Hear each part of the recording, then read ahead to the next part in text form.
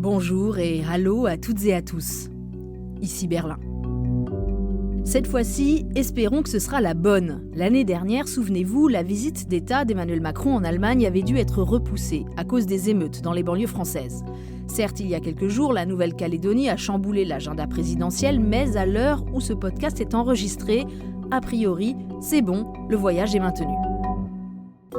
Emmanuel Macron sera dimanche à Berlin, lundi à Dresde, mardi à Münster.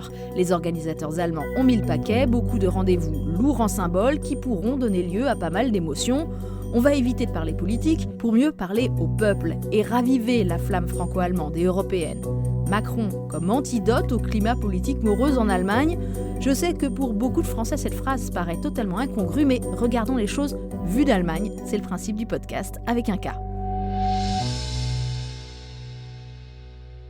Par où commencer ? Tout d'abord, par vous dire de bien vous accrocher. L'actualité franco-allemande prend de la vitesse et les prochains mois vont être très chargés. Commémoration des 80 ans du débarquement de Normandie et aussi du massacre d'Oradour-sur-Glane, puis l'été du sport franco-allemand, verra-t-on une moisson de médailles allemandes au JO de Paris, ou les Bleus paradaient à la porte de Brandebourg après une victoire à l'Euro de foot le 14 juillet à Berlin, ou les deux, pourquoi pas. Avant ça, il y a évidemment les rendez-vous politiques, les élections européennes, des sommets à Bruxelles, le G7, etc. Dans cet agenda serré, Emmanuel Macron a donc glissé une visite d'État en Allemagne.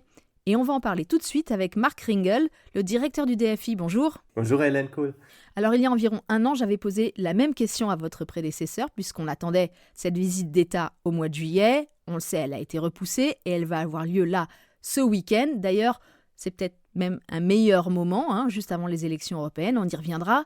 Mais cette question que j'ai à vous poser, elle est sur la nature de ce déplacement. Pourquoi nous dit-on que c'est historique, que cela ne s'est pas produit depuis plus de 20 ans, alors qu'on a l'impression qu'Emmanuel Macron, comme avant lui d'ailleurs François Hollande ou Nicolas Sarkozy, fait le voyage à Berlin tous les 2-3 mois. Est-ce qu'il y a vraiment une différence de nature entre cette visite d'État et les autres déplacements ?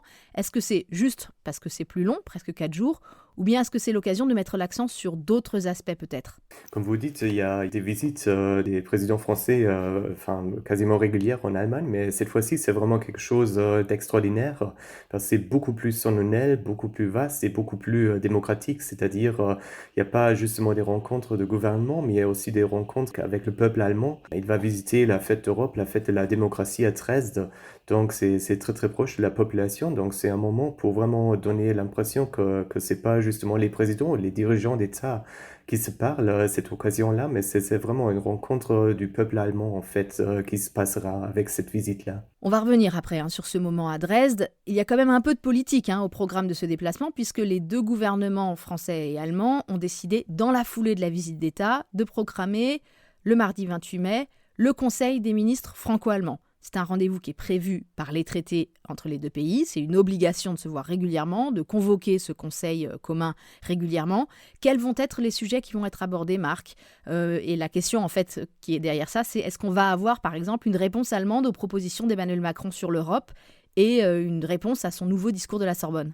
Je suis pas sûr. Là-dessus, je suis pas sûr. Bien sûr, avec le Conseil des ministres, on va essayer de pousser des dossiers qui sont brûlants, c'est-à-dire question de la défense, une position commune vers la création de la Russie, de l'Ukraine, comment soutenir l'Ukraine. Donc, ça sera, j'imagine, le plus pertinent, mais aussi il y a d'autres questions, comment faire évoluer l'Europe. Et là-dessus, on a eu le discours de la Sorbonne d'Emmanuel Macron, mais je suis pas sûr si le Conseil des ministres donnera une réponse là-dessus. Ce sera plutôt au chancelier de prendre la position d'abord et puis au Conseil des ministres de trouver les détails. On sent que la question est dans l'air ici à Berlin. On a eu des réactions au plus haut niveau dès le soir même du discours. Olaf Scholz, par exemple, qui a écrit quelques lignes en français sur X, l'ancien Twitter. Ce qui était déjà positif. Donc, rappelons-nous, le dernier discours de la Sorbonne, il a fallu des mois, en fait, d'avoir des réponses côté allemand. Il y avait le silence. Donc, cette fois-ci, tout au moins, on a une réponse très, très positive de Scholz et aussi d'Annalena Baerbock, donc ministre des Affaires étrangères. D'une façon générale, comment a-t-il été accueilli, ce nouveau discours de la Sorbonne ? Je dirais de façon très très positive. Donc, il faut d'abord peut-être expliquer que voilà, les politiciens allemands se méfient un peu de donner trop de visions. Oui, c'est le chancelier Helmut Schmidt qui avait dit que celui qui a des visions ferait mieux d'aller consulter son médecin. On connaît bien le bon mot. C'est une chose tout à fait différente pour les Allemands et les Français. Donc, je crois que les Allemands ont très apprécié qu'il y a des visions pour l'Europe, comment aboutir à une Europe plus unie, plus solide dans le futur. Donc, les réactions, c'était vraiment positif. Baerbock a, par exemple, salué la passion européenne. Scholz a donné son avis favorable et a souligné que les objectifs franco-allemands seraient des objectifs communs pour l'Europe. Donc, c'était déjà très positif, mais on n'est pas entré dans les détails. Donc, il y a toute une marge à faire parce que quand même, les propos et les propositions qu'a donné Emmanuel Macron, c'était des propositions très français. Donc, côté allemand, certainement, il y aura d'autres avis dans les détails. Après, il faut creuser un petit peu pour trouver des compromis après, dans les mois à venir. Pour revenir à la visite d'État, Marc, il faut dire qu'Emmanuel Macron arrive en Allemagne dans un moment très germano-allemand. C'est la semaine où l'on commémore les 75 ans de la Constitution allemande, la loi fondamentale. On appelle ça la Grundgesetz. Elle a été adoptée le 23 mai 1949. C'est l'acte de naissance, si vous voulez, de la République fédérale d'Allemagne. Alors, il y a eu pas mal de cérémonies officielles dès cette semaine. Et puis, ça se poursuit ce week-end avec une fête populaire à laquelle Emmanuel Macron est convié dimanche. C'est la première fois qu'un hôte étranger participe à cette fête. Macron a-t-il vraiment sa place dans ce moment d'unité populaire très allemand ? Oui, tout à fait. Donc, il aura sa place parce que, comme quand même, cette constitution, c'est une idée très européenne et très française d'ailleurs. Donc, à vrai dire, on fait ni une loi, ni la fondation de la République fédérale. C'est plutôt vraiment l'idée humaniste qui est derrière qu'en fait. Donc, juste pour expliquer, la loi fondamentale, donc c'est pas une constitution d'abord, parce qu'à l'époque, il n'y avait pas de pays, à vrai dire, donc l'Allemagne était découpée, donc on ne savait pas trop à l'époque, 48-49, où aller avec ce pays ou ce morceau d'Europe. C'était pas censé être une constitution, mais plutôt la première loi d'autres lois. Mais c'était vraiment une réaction directe à la barbarie nazie. Donc, prenez l'article 1, la dignité humaine est intouchable. Donc, avec ça, tout est dit. Ensuite, des articles sur les droits de l'homme, droits de femmes et les droits de citoyens dans les 20 premiers articles. Donc, désolé pour la lecture juridique, mais c'est très important pour aussi la République fédérale. Et ces articles-là bénéficient ce qu'on appelle une clause d'éternité. Aucune majorité parlementaire ne pourra jamais les abolir, justement pour que l'histoire ne se répète plus. C'est très fort, c'est une très forte idée à la fois démocratique et humanitaire qu'on a mis dans cette constitution-là. Et voilà, je pense que ces pensées méritent une fête. Voilà tout. C'est donc ça, ce fameux patriotisme constitutionnel qu'on étudie dès qu'on s'intéresse un petit peu de près à l'Allemagne dans les cours de Sciences Po ou d'histoire. C'est un concept intellectuel qui a été énoncé par le philosophe Jürgen Habermas. Mais visiblement, il est bien vivant et on l'a bien vu cette semaine avec toutes ces cérémonies. Et les Allemands sont fiers de leur loi fondamentale. Oui, tout à fait. Ils ne sont pas fiers de beaucoup de choses, mais là-dessus, ils sont très fiers. Donc déjà ça, si vous prenez cette première article de loi fondamentale, tout est dit sur le droit de minorité. Donc si on discute les droits LGBTQ+, etc., tout est dit dans cette première article. C'est la dignité humaine qui est intouchable. Donc voilà, c'est une réponse à pas mal de choses. Donc c'est vraiment très bien fait. Et donc on prend un peu de fierté là-dedans. Oui, c'est un texte qui s'inscrit effectivement dans une certaine continuité, depuis les Lumières, en passant par la Révolution française, donc ce n'est pas totalement incongru d'inviter Macron, effectivement. Voilà, c'est une fête très allemande, mais le président français est au cœur de cette fête allemande-là, donc c'est pour souligner l'amitié franco-allemande. C'est quelque chose de très émotionnel, donc faut pas être dupe, c'est aussi fait pour souligner un peu le côté émotionnel des relations franco-allemandes, ce côté-là qu'on a un peu manqué les derniers mois. Justement, si on parle d'émotion, après ce premier jour à Berlin, Emmanuel Macron part ensuite en Saxe, et là aussi, sur le papier en tout cas, on se dit que les organisateurs n'y sont pas allés de main morte sur le symbole, sur la charge émotionnelle, avec un grand discours de Macron sur la place la plus célèbre de Dresde, devant la Frauenkirche, cette église symbole de la ville, bombardée puis reconstruite. Il y a une fête avec le président de la République à Dresde, donc c'est la fête européenne, fête de la démocratie qui se passe annuellement. Politiquement, là encore, faut pas être dupe, c'est aussi le moyen de donner un peu de scène à Emmanuel Macron, de se présenter dans une foule voilà, tout à fait positive et favorable qu'il n'a pas forcément en France. Donc déjà là encore, c'est un petit cadeau à Emmanuel Macron et aussi une petite poussée pour les élections européennes. Ce sera un discours à la jeunesse européenne, devant des jeunes de Saxe, de Pologne et de République tchèque, qui vont être acheminés par bus de toute cette région des trois frontières. Les ficelles sont vraiment grosses. L'hommage à De Gaulle n'est pas déguisé, ça fait référence évidemment au discours de 1962 à la jeunesse allemande, c'était à Ludwigsburg. Alors est-ce que, comme De Gaulle à l'époque, Emmanuel Macron va réussir à soulever les foules ? On se dit que la France, ça paraît un peu loin quand on est sur les rives de l'Elbe à Dresde. D'ailleurs, c'est même assez dingue, je pense. C'est la première fois qu'une visite d'État d'un président français passe par un land de l'Est. Pour essayer d'y voir plus clair, j'ai rencontré il y a quelques jours à Dresde l'historien Ingo Kohlbaum, spécialiste des relations entre la Saxe et la France. Écoutez. La Saxe était dans son histoire, durant des siècles, un allié de la France. La Saxe a fait plus de campagnes de guerre contre la Prusse que contre la France.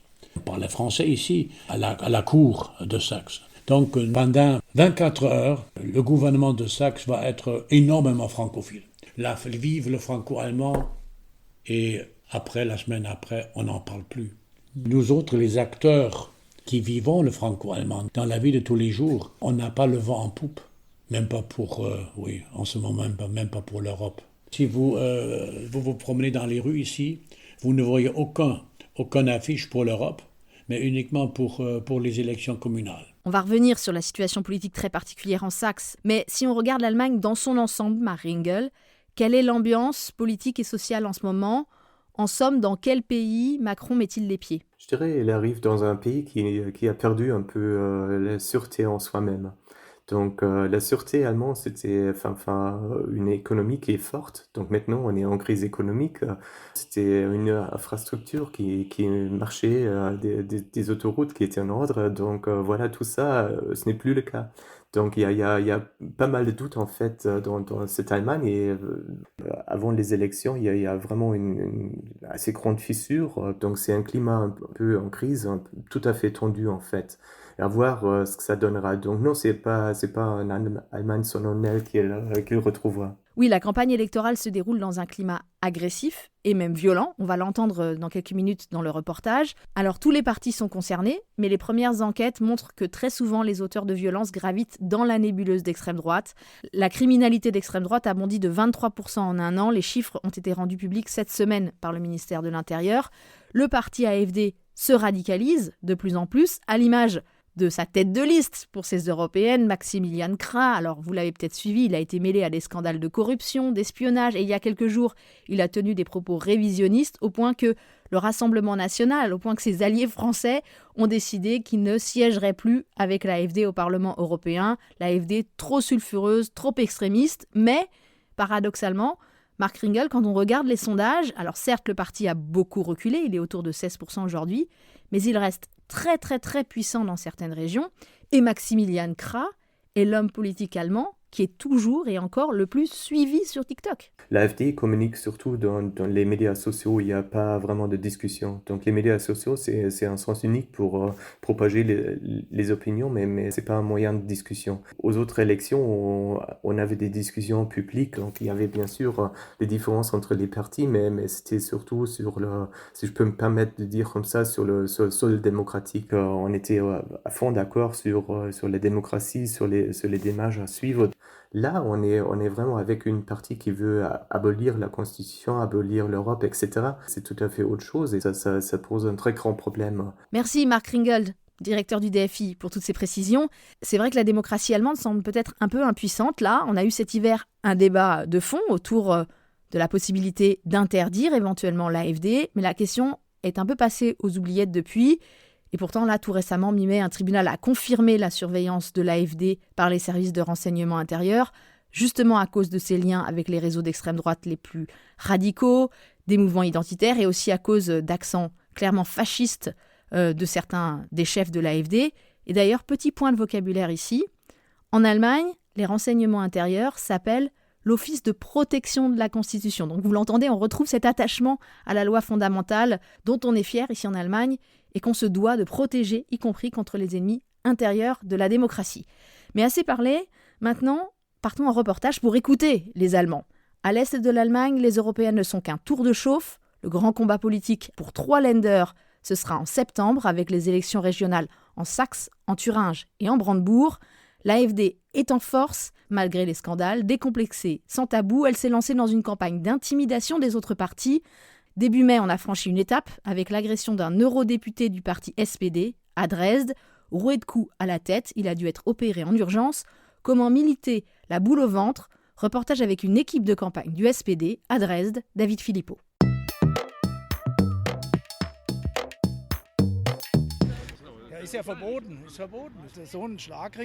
Sur le stand du SPD de la Wasserplatz, la première chose dont parlent les militants en se retrouvant, c'est de l'attaque contre leur candidat, Matthias Ecke. Nous sommes dans un quartier relativement bourgeois. Mais ce qui s'est passé avec Matthias, c'était aussi dans un quartier bourgeois, avec des pavillons et des rues calmes comme ici. Donc oui, il faut quand même faire un peu attention. Forcément, on y pense quand on est là, en pleine rue, mais je crois que si nous cédons le terrain, alors ce sera la victoire de ceux qui veulent justement détruire ce que nous représentons, à savoir la démocratie. Ne pas se laisser intimider ni décourager par la multitude d'affiches bleues qui sautent aux yeux partout dans la ville, et plus encore dans les périphéries et dans la campagne saxonne. Bleu, c'est la couleur de l'AfD, explique Sébastien. Ils dépensent beaucoup d'argent pour leurs affiches. On le voit même ici. Chaque parti a mis une affiche, mais l'AfD en a une, puis deux, puis une troisième et une quatrième, les unes au-dessus des autres.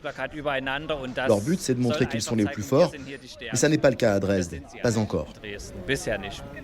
Il a grandi à la campagne et il a déjà été agressé parce qu'il est homosexuel. Selon lui, l'intolérance dans la société est plus forte en Saxe qu'ailleurs. Et cela explique en partie le succès de l'AfD, qui, malgré les scandales, est toujours autour de 30% dans les sondages régionaux. Ça remonte à très loin. Ici, il y a longtemps eu une monarchie. Dans tout l'est de l'Allemagne, on a eu une affinité pour l'autoritarisme. Mais en Saxe, tout particulièrement. En France, vous avez fini par décapiter votre monarchie. Nous, jamais. Un homme d'un certain âge passe devant le stand en insultant les militants. Il s'énerve contre les livraisons d'armes en Ukraine et disparaît sur son vélo. Anne Chavol, la candidate de la circonscription pour les élections du Land, qui auront lieu le 1er septembre, a l'habitude de ce genre de scène. Il est particulièrement difficile de contrer ce populisme qui gueule fort, surtout en lui opposant des arguments et du contenu, parce qu'il n'y a jamais de réponse facile à des sujets complexes. Et là, je perds la plupart des gens dès la deuxième phrase, parce que je ne leur sors pas des formules prémâchées et simplistes. La politique et la démocratie, ce n'est pas simple. Léa, une jeune du quartier, vient prendre quelques tracts au passage. Elle espère convaincre ses amis d'aller voter, mais ce n'est pas gagné, soupire-t-elle. Je crois qu'il y a un vrai besoin de dialogue, mais ici souvent on préfère se taire, par paresse, ou peut-être par peur, je ne sais pas. Et puis c'est vrai que ça bascule vite dans des propos d'extrême droite. Et malheureusement, du coup, c'est l'image qu'on a de nous, les gens de l'Est. Ça serait bien qu'on arrive à changer quelque chose à ça. Elle compte beaucoup sur les manifestations qui vont avoir lieu dans la ville avant les élections pour la défense de la démocratie et des valeurs européennes. Une dernière grande manifestation est prévue le 8 juin à l'appel d'un collectif de plus de 200 associations.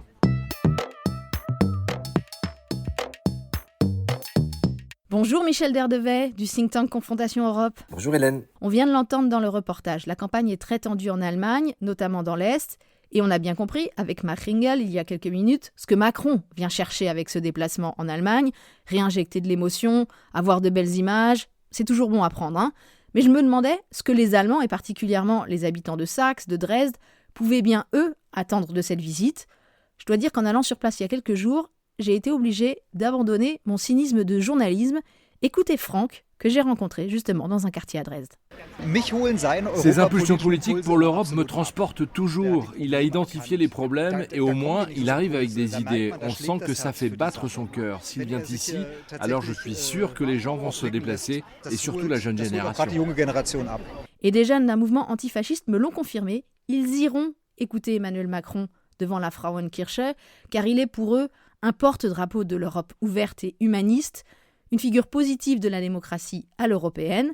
Michel, ce Macron-là, il a un peu perdu de sa superbe en France, mais visiblement ailleurs en Europe, ça marche. Est-ce que ça te surprend ? Et s'il y a un dossier, un sujet sur lequel le président de la République française a été clair, volontariste, dynamique, engagé depuis 2017, c'est bien le sujet de l'Europe. Et c'est vrai qu'il a donc pris cette sorte de drapeau et qu'il a, avec ambition, porté le sujet européen, peut-être en voyant parfois l'Europe comme une sorte de France en grand. Mais entre nous, est-ce que ça vaut pas le coup de voir quand même l'Europe en grand ? Avoir de l'ambition pour l'Europe, quand on voit la classe politique européenne aujourd'hui, il n'y a pas énormément d'autres leaders qui sont sur cette posture, sur cette aura, sur cette dimension. Beaucoup de Saxons attendent aussi de lui qu'il les aide à faire barrage à l'extrême droite. Pour eux, il incarne encore ce combat, alors que, on le sait, il n'a pas réussi en France à faire baisser le Rassemblement national, au contraire même. Bien sûr, mais avec un paradoxe. Alors peut-être c'est une vue française, c'est-à-dire comment faire barrage ? Est-ce que c'est en se positionnant sur les thèmes qui sont les thèmes, si tu me passes l'expression, identitaires de l'extrême droite, ou est-ce que c'est en rappelant des fondamentaux qui peuvent rassembler tous ceux qui ne se retrouvent pas dans le discours de l'extrême droite ? On sent sur beaucoup de sujets, sur l'immigration, sur d'autres sujets, qu'il y a un peu une tentation de répondre aux questions posées, où on est entraîné par cette formation politique sur un terrain, est-ce qu'il y a la place pour un discours contre qui en même temps retrouve les mêmes items, les mêmes thématiques, les mêmes sujets ? Comment se décaler et comment rappeler un certain nombre de faits qui renvoient aux valeurs républicaines, aux valeurs démocratiques européennes ? Oui, cette tentation de reprendre les thèmes et parfois même aussi les mots de l'extrême droite, on connaît ça aussi en Allemagne, notamment en Saxe. La Saxe, il faut savoir, elle est gouvernée par la CDU, donc la droite conservatrice chrétienne démocrate, sans interruption depuis la réunification. Et l'actuel ministre-président, Michael Kretschmer, est bien connu pour être tout le temps quelqu'un qui va souffler le chaud et le froid vis-à-vis de l'AfD. Pour revenir à Emmanuel Macron, Michel, et son discours donc très attendu à Dresde, ça sera vraiment le temps fort de la visite d'État, je pense. Est-ce que tu as des indiscrets ? Qu'est-ce qu'il va dire ? Je sais pas, je pense qu'il va peut-être s'inscrire dans le droit fil de ce que Stéphane Hessel évoquait, c'était le 11 mai 2011, et Stéphane Hessel était reçu par l'ULB, l'université belge. Juste là, Michel, je t'arrête, il faut dire qui est Stéphane Hessel, peut-être que tout le monde ne le connaît pas, c'est une figure du XXe siècle franco-allemand, diplomate, résistant, ancien déporté, écrivain, penseur politique aussi, né en Allemagne, puis ensuite il s'est installé en France où il a été naturalisé. Et Stéphane Hessel disait à cette occasion, si la jeunesse européenne n'a pas d'avenir, l'Europe n'en aura pas non plus. Et donc, je pense que, un peu dans le droit fil peut-être de ce que le général de Gaulle avait en son temps esquissé, peut-être que l'idée qu'à un moment donné, la jeune génération doit s'impliquer. Il y a un certain nombre de sujets sur lesquels on voit très bien que la jeunesse peut être un élément qui va de l'avant, qui est le fer de lance d'une vision progressiste. Par exemple, les suites du pacte vert. Puis il y a quand même le sujet majeur qui là concerne toutes les générations, qui est le sujet du conflit, de la fragilité de l'Europe face à l'agression russe et à la pression russe aujourd'hui qui n'est pas présente qu'en Ukraine mais qui est présente sur tous les pays limitrophes.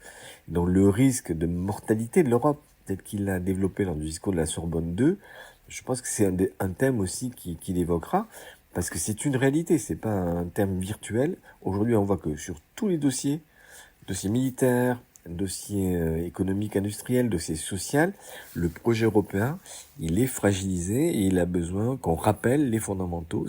Voilà, c'est ça le thème, en tout cas ça pourrait être le thème du discours du président de la République. À l'Élysée, on nous dit que le président va faire la pédagogie de son discours de la Sorbonne. Moi, je me dis que si c'est pour faire un cours magistral, ça risque d'être peut-être un peu contre-productif. D'ailleurs, on n'a pas d'indication du tout sur la langue dans laquelle il va faire ce discours. De Gaulle, en 62, avait parlé en allemand aux jeunes. Mais cette fois-ci, dans la foule, il y aura des Tchèques, des Polonais. Peut-être que, du coup, Macron s'exprimera en anglais. Bref, comment parler à cette jeunesse ? Ici, il faut rappeler, l'âge a été avancé à 16 ans pour aller voter pour les européennes. On n'a pas vraiment d'indication sur ce que sera effectivement la mobilisation des jeunes Allemands. C'est peut-être là l'occasion de les secouer, mais comment les atteindre ? Alors, je pense qu'il ne faut pas sous-estimer le fait qu'on peut parler à la jeunesse, pas uniquement à travers TikTok, et des influenceurs. La jeunesse, elle est capable d'écouter un discours d'une demi-heure, d'une heure, voire plus, et de se concentrer là-dessus. Donc il ne doit pas y avoir de barrière à l'entrée, comme dirait l'autre. Après, oui, je pense que la jeunesse a besoin de symboles, a besoin d'aspiration, mais ne serait-ce que sur Erasmus. C'était dans le discours de la Sorbonne 2, ça fait partie aussi des propositions qui ont du sens d'élargir, de renforcer, de consolider Erasmus en allant vers d'autres segments, vers les apprentis. Et donc, il y a des sujets peut-être qui sont abordés, qui renvoient à cette nécessité. Mais je ne suis pas inquiet sur le fait qu'un discours même élaboré, même très structuré, peut toucher directement au cœur des jeunes Européens. Je peux peut-être rajouter ici que lors de la première journée de la visite d'État à Berlin, il y a une rencontre qui est prévue entre les deux chefs d'État et des jeunes qui viennent de passer une semaine ensemble à réfléchir à la démocratie et à l'Europe, à l'invitation de l'Office franco-allemand pour la jeunesse.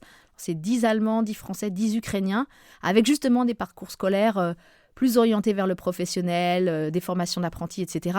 Pas forcément donc des gens qu'on pense directement bien informés, bien renseignés sur l'Europe, et pour qui peut-être ces vieux symboles européens, le 9 mai, la déclaration Schuman, c'est des choses très abstraites et très vieilles. Est-ce que ce ne serait pas le bon moment, Michel, là, pour réinjecter des symboles autour de l'Europe, notamment pour la rapprocher des jeunes ? La meilleure manière de régler la question des symboles, c'est d'aller puiser dans le peuple et par le peuple l'idée du projet commun. L'Europe, elle a avancé de tout temps avec des symboles, mais il faut dépasser les symboles, il faut aller vers les sources politiques de l'Europe. Et donc le sujet qui se pose aujourd'hui, c'est est-ce qu'on reste avec un fonctionnement institutionnel tel qu'il est, un conseil, un parlement, une commission, ou est-ce qu'on se pose la question, qui est une question lancinante depuis au moins une vingtaine d'années, d'une constitution européenne. C'est-à-dire qu'une fois qu'on aura su ce qu'on a envie de faire ensemble, à ce moment-là, on peut définir s'il faut de la musique, un drapeau, des couleurs, voilà. Mais toutes ces questions-là arrivent un peu comme des conséquences du projet politique commun. Et je pense que ça, c'est une question qu'on aurait pu mettre dans le débat européen au niveau transnational, par exemple, en prévoyant peut-être que l'Assemblée européenne élue du 6 ou 9 juin sera une assemblée constituante. Or ça, c'est un impensé aujourd'hui. Dans aucun discours public, ce sujet n'est posé, alors que c'est le sujet fondamental.